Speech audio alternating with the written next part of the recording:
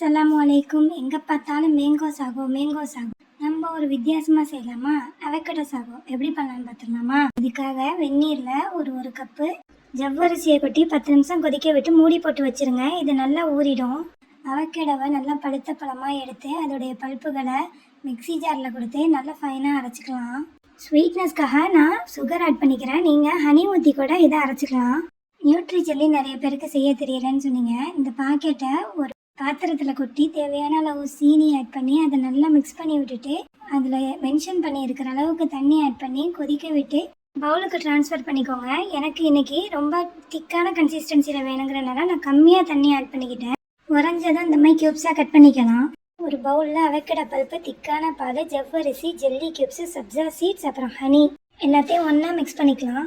சில்லுன்னு சர்வ் பண்ணுங்கள். செம டெம்டிக்காக இருக்கும். வீடியோ பிடிச்சா லைக்கை தட்டி விட்டுருங்க. அடுத்த வீடியோவில் சந்திக்கலாம்.